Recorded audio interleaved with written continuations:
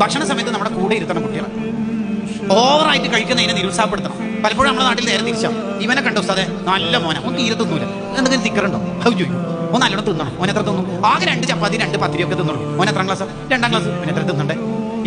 ഇവനാകെ UKG എത്ര? നല്ല തിന്നു, നല്ല മോന. എത്ര തിന്നു? 5 ചപ്പാത്തിയോ. ഇവൻ SLC ആയാലും എന്തായിരിക്കും അവസ്ഥ? വീടിനെ വിഴുങ്ങാൻ സാധ്യതയുണ്ട്. ഓവർ തിന്നുന്നതിനെ നിരുത്സാഹപ്പെടുത്തിയേ വേണ്ടത്. ഓവർ തിന്നുന്നതിനെ നിരുത്സാഹപ്പെടുത്തുകയാണ് വേണ്ടത്. ഭക്ഷണം കഴിച്ചുകൊണ്ടിരിക്കുമ്പോൾ മറ്റുള്ളവരെ നോക്കുന്ന സ്വഭാവമുള്ള ചില പിള്ളേരുണ്ടാവും, അതും നിരുത്സാഹപ്പെടുത്തണം. ഫസാലിമാൻ പറയുന്നത് എല്ലാവരും ഇങ്ങനെ ഫുഡ് കഴിക്കുക മൗലിദ് കഴിഞ്ഞിട്ട്, അല്ലെങ്കിൽ ഹൗസ് വാമിങ്ങിന്റെ ഫംഗ്ഷനിൽ, വേറെ എന്തെങ്കിലും പ്രോഗ്രാം. അപ്പോൾ ഈ കോണിപ്പടിയിലൊക്കെ ഇരുന്നിട്ട് ചില പിള്ളേർ ഇങ്ങനെ നോക്കും. CCTVന്റെ ഒരു ചുമതല. മൂപ്പരെത്ര കാടയുടെ, കോഴിയുടെ, പൊരിച്ചയുടെ, ഫ്രൈയുടെ കാല് എത്രയാണ് എടുക്കുന്നത്, മറ്റേ ആൾ ഭയങ്കര തീറ്റയാണല്ലോ.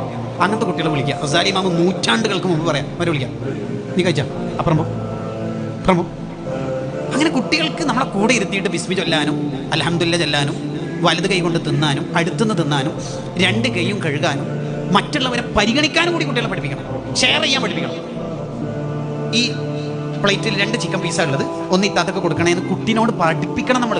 ഫ്രിഡ്ജിൽ 2 കോഴി അങ്ങനെ തന്നെ നൃത്തത്തിലുണ്ട്, റുക്കൂയിലുണ്ട്, സുജൂദിലുണ്ട്, അത് പൊരിക്കാന്നല്ല നമ്മൾ വിചാരിക്കേണ്ടത്. ഈ കുട്ടിക്ക് മനുഷ്യപ്പറ്റുള്ള ജീവിതം പഠിപ്പിക്കണം. ഞാൻ എൻ്റെ പിള്ളേർക്ക് ഒരു വിഷമവും പഠിപ്പിച്ചിട്ടില്ല, വേണ്ട പോലെ വാങ്ങിക്കൊടുത്തിന്, നല്ല ഡയലോഗല്ല ആ കുട്ടിക്ക് പഠിപ്പിക്കും.